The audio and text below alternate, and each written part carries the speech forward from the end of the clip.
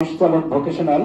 আমি নতুন যারা জানেন না তাদের জন্য জানিয়ে রাখছি যে স্যারের এই পদে স্যার আছেন, এটা আমাদের গর্বের বিষয়, আনন্দের বিষয় যে টিএসসি পরিবার থেকে এই প্রথম কেউ একজন এই পদ মূল্যবান পদ এবং সম্মানের পদ অলঙ্কৃত করছেন। স্যারকে আমরা আন্তরিকভাবে অভিনন্দন ও ধন্যবাদ জানাচ্ছি। এ পর্যায়ে স্যারের বক্তব্য শুনবেন।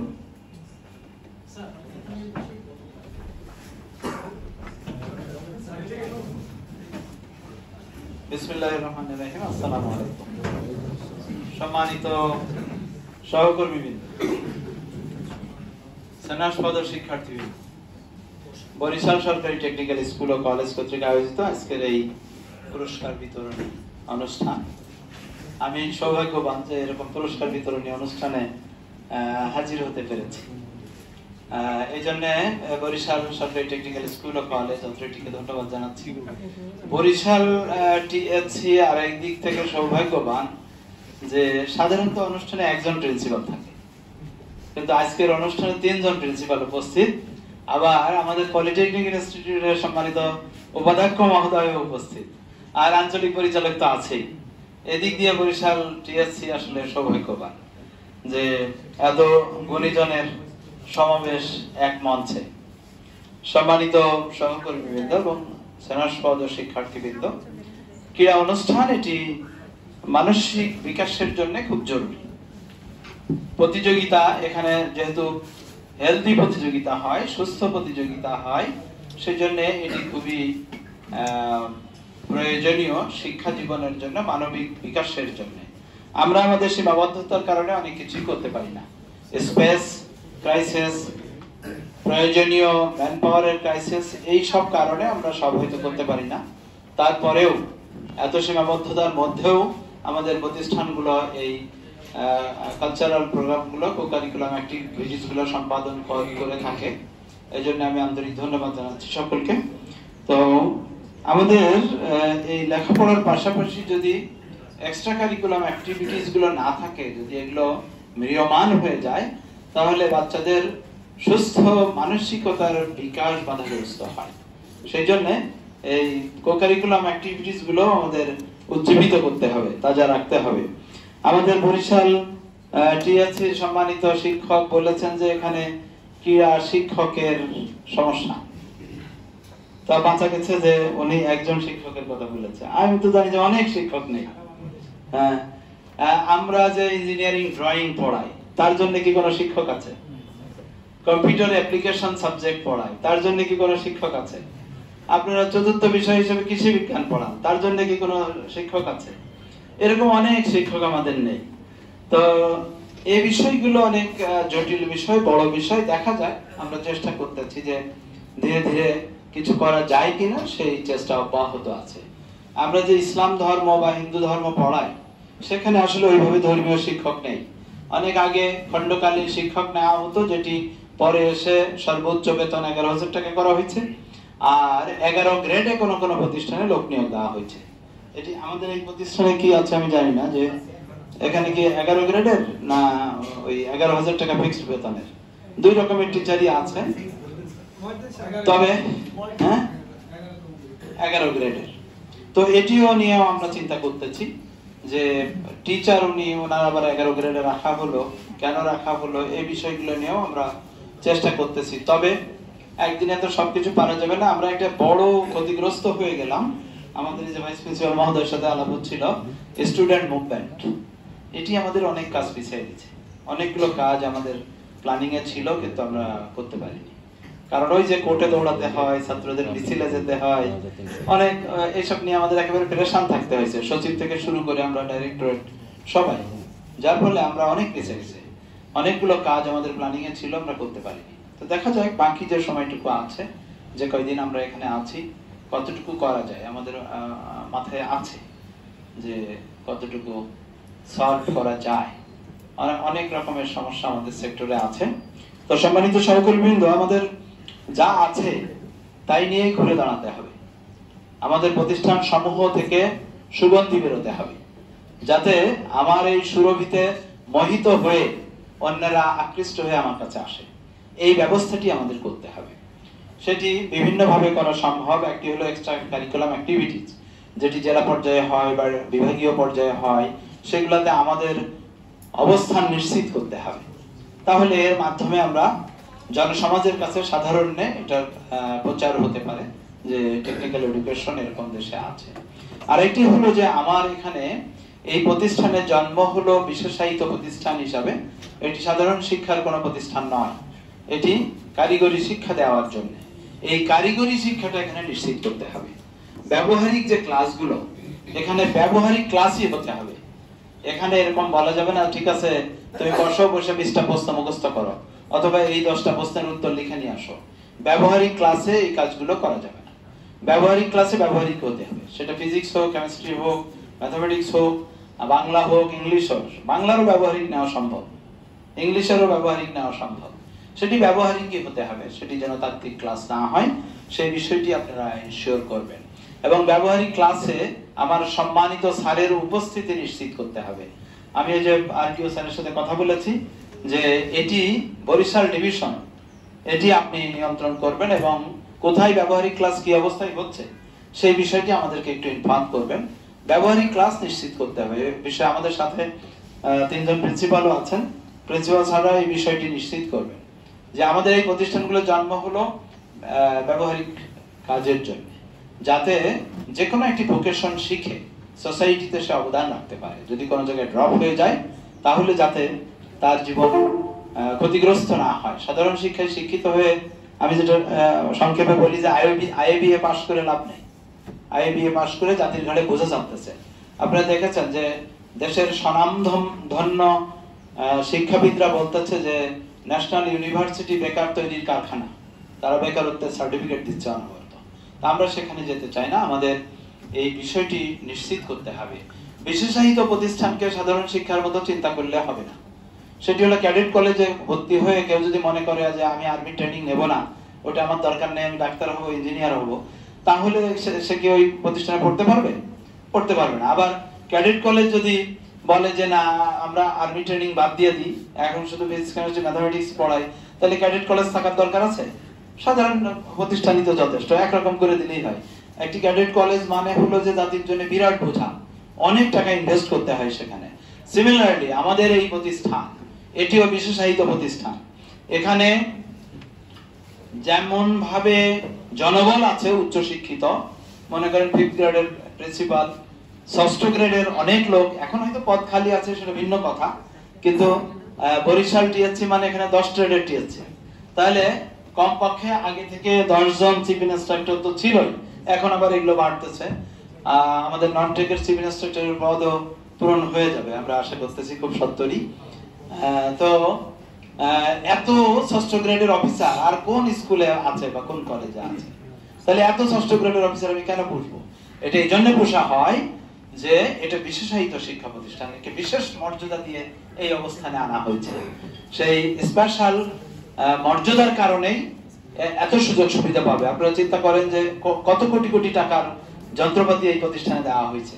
তো সেগুলো যদি আইডিয়াল পড়ে থাকে তাহলে এই প্রতিষ্ঠানের দরকার কি? এটা আইডিজি গ্রান্ট পেয়েছে মনে হয় না?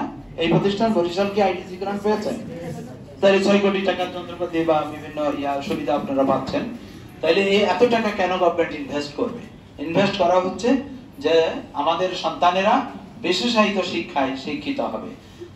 সোশ্যালিস্টিক বা আমাদের আছে যে ওই আজকে উজিরপুরের দিকে মনে হয় কেউ বলতেছিল যে এখানে যারা ভর্তি হয় তারা 3-4 বার পরীক্ষায় ফেল করে পাশ করার জন্য যায়, এরকম ধারণা আমাদের মধ্যে আছে। ওই উজিরপুরে যে আমরা গেলাম, কোথায় যেন গেছিলাম, কি শুনলি যেন, হ্যাঁ সন্ডি এরকম নাম আর কি, হ্যাঁ হস্তি সন্ডি, হ্যাঁ রাইট। একটা অনেক বড় গ্রাম, পুরানো ঐতিহ্য আছে, হিন্দু সম্প্রদায়ের অনেক বাড়িঘর আছে। এই হস্তি সন্ডিতেই ওই বাজারে যখন কথা হচ্ছিল তখন তারা এরকম একটা কথা বলতেছিল, হ্যাঁ, যে আমরা এরকম ধারণা করি। আসলে এই ধারণাগুলো সঠিক না, আমরা হয়তো মানুষকে এখনো বলতে পারিনি। কারিগরি শিক্ষায় যারা ভর্তি হবে তারা অবশ্যই যে কোনো একটা ভোকেশনে দক্ষ হবে। এখন আবার কোর্সকে অ্যালাইন করা হয়েছে আমাদের লেভেলের সাথে, এনডিপি কিউএফ এর সাথে। অতএব আরো চ্যালেঞ্জ আসছে আমাদের জন্য, যে কোন ছাত্র যখন এসএসসি পাস করবে বা এইচএসসি পাস করবে তখন তাকে অবশ্যই লেভেল পাস করতে হবে। বিএনকিউএফ যে লেভেল করা হয়েছে, আপনারা সবাই জানেন যে এইচএসসি পাস করলে লেভেল 5 আর এসএসসি পাস করলে লেভেল 3, এই লেভেলগুলোর একটা অ্যাসেসমেন্ট হবে, সেখানে তাদেরকে পাস করতে হবে। তাহলে আমরা কাজ না শিখালে আসলে আমাদের কোন ইন্ডাস্ট্রির মর্যাদা তখনই বাড়ে যখন ওই ইন্ডাস্ট্রির প্রোডাক্টের মর্যাদা বাড়ে। তা আমরা একটা ইন্ডাস্ট্রি, এখান থেকে যে ফিনিশড গুড বের হবে তারা যদি দক্ষতা সম্পন্ন না হয় তাহলে আমাদের মর্যাদা বাড়বে না। যখন কোন ইন্ডাস্ট্রির প্রোডাক্টের মর্যাদা বাড়ে তখন ওই ইন্ডাস্ট্রিতে যারা এমপ্লয়ি থাকে তাদেরও মর্যাদা বাড়ে। তো আমাদের মর্যাদা বাড়াতে হলে আসলে আমার প্রোডাক্টের মর্যাদা বাড়াতে হবে। ইতিমধ্যে কিছু স্টেপ নেওয়া হয়েছে, আপনারা জানেন যে আমাদের ছাত্ররা এইচএসসি পাস করার পরে ইঞ্জিনিয়ারিং কলেজে ভর্তি হতে পারবে, যেটি তাদের জন্য ডেডিকেটেড। কেবলমাত্র এইচএসসি ভোকেশনাল পাস স্টুডেন্টরা নড়াইল ইঞ্জিনিয়ারিং কলেজে ভর্তি হতে পারবে। সদাশয় সরকার এটি আমাদের জন্য বরাদ্দ করেছে। এটি আমাদের জন্য একটা অ্যাচিভমেন্ট যে অন্যান্য ইঞ্জিনিয়ারিং কলেজে পড়তে পারেই, তার সাথে এটি তাদের জন্য ডেডিকেটেড করা হয়েছে যে এখানে আর কেউ পরীক্ষা দেবে না। তাহলে এটা একটা বিশেষ প্রাপ্তি আমাদের। এই মর্যাদা আমাদের ধরে রাখতে হবে। স্বাধীনতা অর্জনের চেয়ে রক্ষা করা বড় কঠিন। এটি এবারে এইচএসসি পরীক্ষা দেবে ৭,৪৪৪ জন। এই সংখ্যাটা খুবই কম। সরকার বলতেই পারে যে এত অল্প ছাত্রের জন্য একটা ইঞ্জিনিয়ারিং কলেজ রাখা মানে জাতীয় অপচয়। তো সেই জন্য এইচএসসি তে আমাদের ছাত্র বাড়াতে হবে। কেন এইচএসসি তে পড়বে? আমার এই মঞ্জু স্যার শুনে আবার রাগ করবে। এইচএসসি তে পড়বে এই জন্য যে এখানে পড়লে সে এইচএসসি এর একটা সার্টিফিকেট পাচ্ছে। ইন অ্যাডিটিভ সে আবার পরে ডিপ্লোমা ইন ইঞ্জিনিয়ারিং এ যে 4th সেমিস্টারে ভর্তি হতে পারতেছে। তাহলে সে ডিপ্লোমা ইন ইঞ্জিনিয়ারিং এর সার্টিফিকেটও পেল, ইন অ্যাডিটিভ এইচএসসি সার্টিফিকেট পেল। জীবনের বিভিন্ন বাঁকে তার এই সার্টিফিকেট খুবই তাকে কাজে দেবে। যেটি সরাসরি এসএসসি পাস করে ডিপ্লোমা ইন ইঞ্জিনিয়ারিং করতে গেলে তার সে এই সার্টিফিকেট পাবে না, এইচএসসি সার্টিফিকেট পাবে না। আর এখনকার জন্য একটা সুখবর হলো যে এইচএসসি ভোকেশনাল পাস স্টুডেন্টদের জন্য চাকরির একটা বিশেষ ব্যবস্থা হয়েছে। সেটি হলো জুনিয়র, আমাদের যে ক্রাফট ইনস্ট্রাক্টর ছিল, এই ক্রাফট ইনস্ট্রাক্টর নিয়েই তো যত সমস্যা। এখন এই ক্রাফট ইনস্ট্রাক্টর পদটি আর বাড়বে না, যারা আছে সিস্টেমে তারা থাকবে। এরপরে আর কোনোদিন ক্রাফট ইনস্ট্রাক্টর নামে কোনো নিয়োগ হবে না। এখন নিয়োগ হবে জুনিয়র ল্যাব অ্যাসিস্ট্যান্ট, তারা প্রমোশন পেয়ে হবে lab assistant, senior lab assistant. প্রথমে 16 গ্রেডে তারা নিয়োগ পাবে এইচএসসি ভোকেশনাল পাস। কেবলমাত্র এইচএসসি ভোকেশনাল পাসই নিয়োগ পাবে, আর কেউ নিয়োগ পাবে না এই পদে।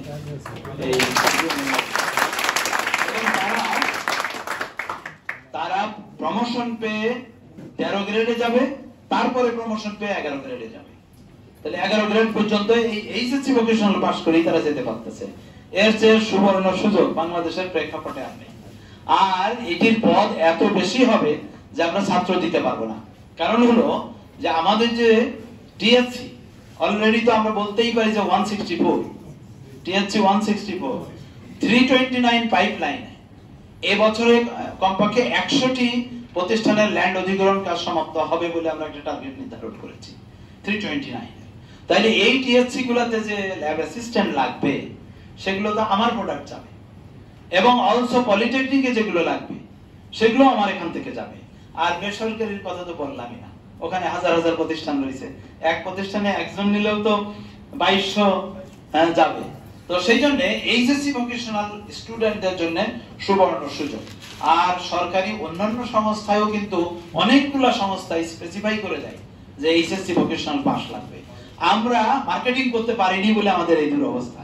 সেই জন্য উজিরপুরের যে আমাদের শুনতে হচ্ছে যে এখানে 2-3 বার ফেল করা স্টুডেন্টরা আসে।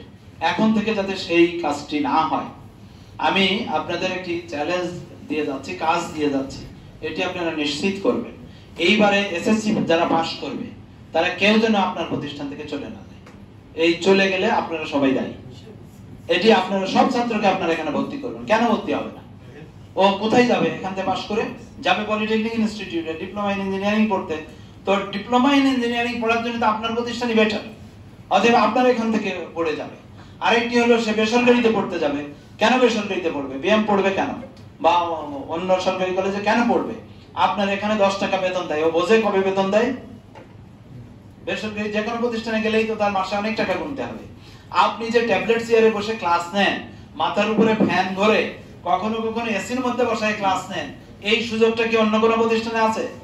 তাই ছাত্র কেন আপনার কাছ থেকে যাবে? নিশ্চয়ই আমরা ভূমিকা রাখতেছি না, মার্কেটিং করতে পারতেছি না, আমাদের মার্কেটিং এ নামতে হবে। ওয়ালটন এক সময় বাড়ি বাড়ি মার্কেটিং করে বেড়াইছে, এখন আর ওয়ালটনের মার্কেটিং করা লাগে না, লোকজন একেবারে সারিবদ্ধভাবে যে ওয়ালটন থেকে মালামাল কেনে। তো সেই কাজটি আপনাদের করতে হবে। আমরা আপনাদেরকে একটি দায়িত্ব দিয়েছিলাম, আমি জানি না কতটুকু আপনারা করেছেন, গত রমজান মাসে, যে প্রত্যেক টিচারকে কিছু ছাত্র স্পেসিফাই করে দিবে, এটা মনিটরিং করবে, সে মেন্টর হিসেবে দায়িত্ব পালন করবে, কাউন্সেলিং গাইডেন্স এর কাজ করবে। এই কাজ কি শুরু হয়েছে? বলেন ম্যাডাম, বলেন আপনি, আপনার গাড়ি কি কোনো ছাত্র আছে? কতজন?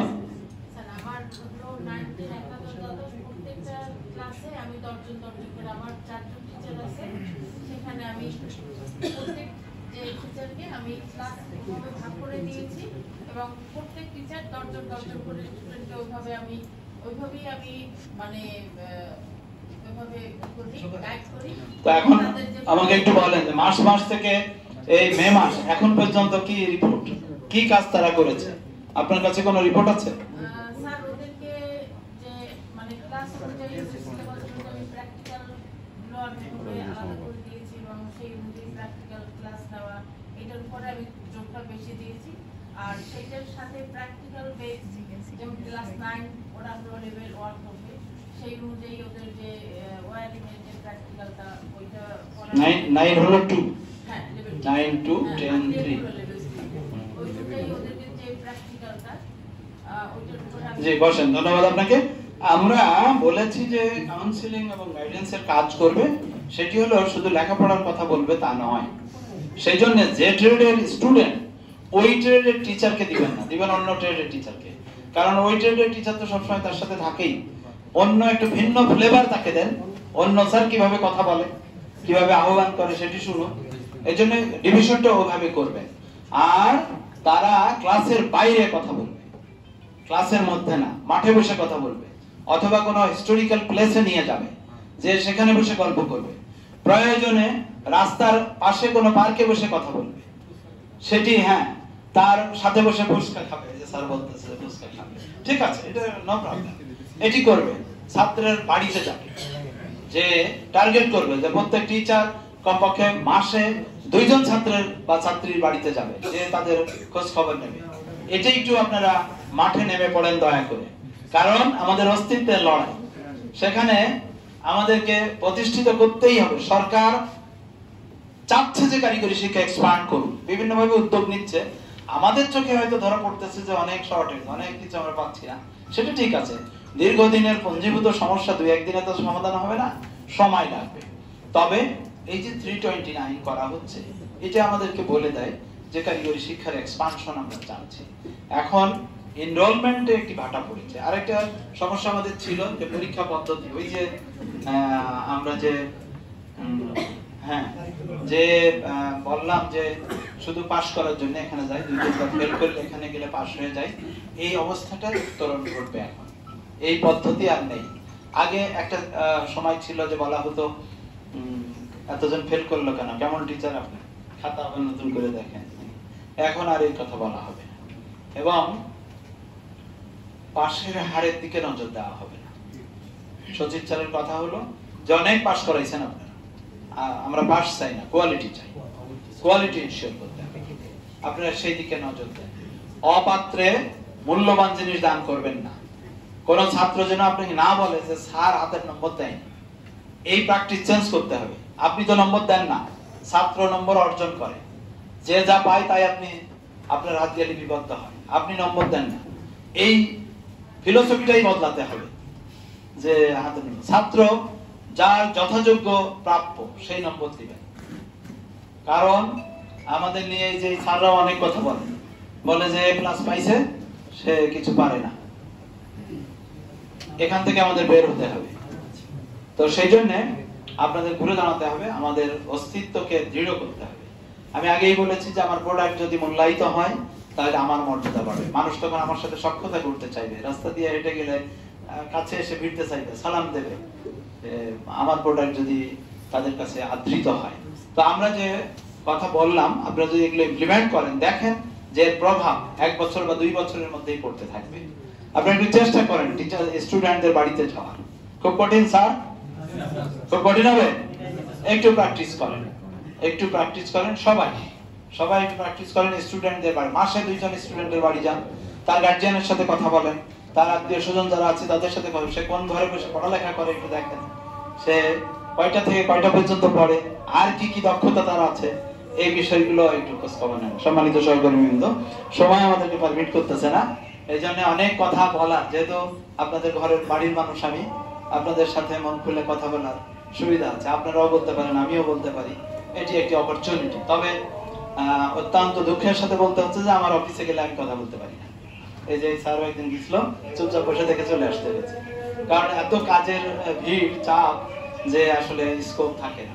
সেই জন্য ফিল্ডে আমি আসার চেষ্টা করতেছি, প্রত্যেক প্রতিষ্ঠানে যাওয়ার চেষ্টা করব, আপনাদের কথা শুনবো। তো আমি আপনাদের সকলকে আবারও আন্তরিক ধন্যবাদ জানিয়ে, স্নেহাস্পদ শিক্ষার্থীবৃন্দ, তোমরাও এই প্রতিষ্ঠানে ভর্তি হয়েছে, এর জন্য তোমাদেরকে আন্তরিক ধন্যবাদ জানাচ্ছি।